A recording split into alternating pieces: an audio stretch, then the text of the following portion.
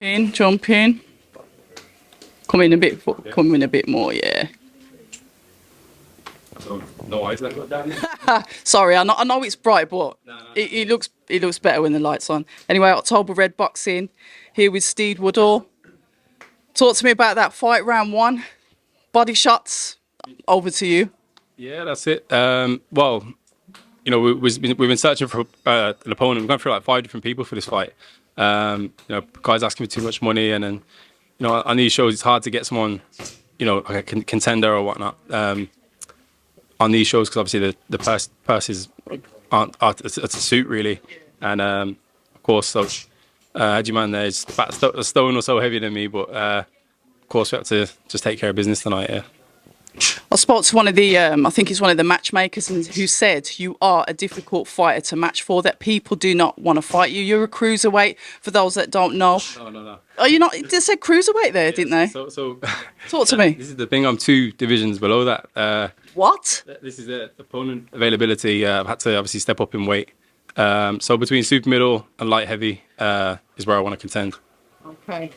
But for tonight, what weight were you fighting at for this evening? I came in at 12.4. I think he came in at 13.5.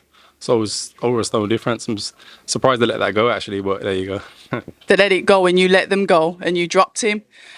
For those that don't know you, that haven't seen you about, what number fight is this for you? So I'm 17-1 now. So my career has actually been in the States. So it's only my second fight back in the UK. I've been back for a long time now. I've really struggled to get the ball rolling. But what I really want to be now is with a top promoter, fighting for titles hopefully this year. Yeah, I mean there's been some talks on my team as well at light heavy and super middle. So we're hoping I'd love a shot at the British title, obviously, and whoever else is around that weight. Why did you go to the States? A British fighter. What made you go out there and obviously get your career, the ball rolling out there, as it were? Yeah, so I had a long amateur career. Fought around the world. Fought 5-time national champion, 2-time British champion, and Harringay, all of that stuff. Yeah, I was ranked number 5 in the world. Fought in the worlds, and I got a couple of knockouts in the world championship. So someone seen my video over there. A guy called Nazal Harvey, who's a good fighter, is a good friend of mine. He actually put me in touch with the manager over there. So they flew me over for a couple of weeks. Sparred great over there, and obviously I was only 19 years old, just a kid really, and offered me the contract. So what I really wanted, if I'm honest, was the GB squad. I was assessed for years actually. Just never got on. I don't know if it was my face didn't fit or what, but obviously the opportunity to come 19 and packed up my bags and left for the States. Yeah. So what brought you back? There's a few things. So things started to slow down over there. Cheers, John. I did have a couple of management issues in the end, just getting the right fights again. And then we came back. We tried to go down the promoter route. Obviously, COVID happened. I don't know what happened behind the scenes, but I just wasn't getting the fights. Obviously, I don't want to mention any names or anything like that. It's nothing personal, but here we are, second fight. It took a while, but we're here now and closing in on titles. And what does it feel like to get that swing back in? Like you said, dormant for a bit, experienced fighter, but dormant for whatever reason. So how does it feel to get that ball rolling again?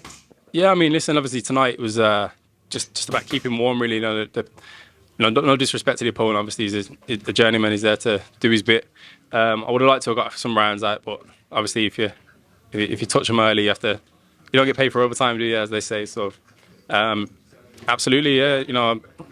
I'm closing in on some names now. Hopefully, one of these promoters are gonna give me a shoot. There's been a few names mentioned, which I don't do call outs. I'm not that kind of person, but I might as well say it. I suppose there's been mentions of Dan Azeez up at light heavy, Okay. which is a fight we'd love to take, and obviously at super middle, a friend of yours, Lennox Clarke, with the British title. So they're fights that I want now, and hopefully they can be materialised. So from your point of view and your experience, how long does it take to get to that where it becomes easier to make the fights? Because like I said, you're struggling to get opponents at the moment. Yeah. You're coming back through on the small hall circuit. Dan Azeez at light heavy, everyone seems to be calling him out these days. I don't know if he's the flavour of the month. He's the one that everyone wants because obviously he's got the British belt. Lennox, once again. What is it going to be like to get you to that level where you comfortably, they're going to actually look at you and think, yeah, I'll have some of him? Of course, it's risk versus reward for those guys. You know, that obviously see my record and stuff like that, and they're thinking, you know, do we want to take a risk on this guy? Is there other options out there? I suppose it's the same with the promoters as well. Obviously, they have to invest the money into the fights. And like I said, here we are, second fight back. They kind of ignore me forever. You know, I've got a good record now. I'm active. Listen, I'll mix it up at any weight. So hopefully that's knocking on the door. I've kicked the door off now. So hopefully someone someone gives me a shot now, yeah. We like that. Steed, congratulations on your win. Like I said, it was beautiful work. You knocked him down twice. He didn't really come back after the first knockdown, but he did. He showed a little bit of heart. The second one, he weren't having none of it. So congratulations. The ball is rolling. The names have been mentioned. We've got light heavy, super middle. You're prepared to do them both. You heard it here first. October Red Boxing with Steed Woodhall. No, thank you, and a special thank you to yourself as well. Obviously, chatting in Des and stuff. Keep up the great work, and thanks for having me on. Hi, and thank you for watching October Red Boxing. Like, subscribe, and tap the bell for notifications. You can also find us on Instagram at October Red Boxing and on Twitter, October Red UK. And remember, at October Red, we stay ready.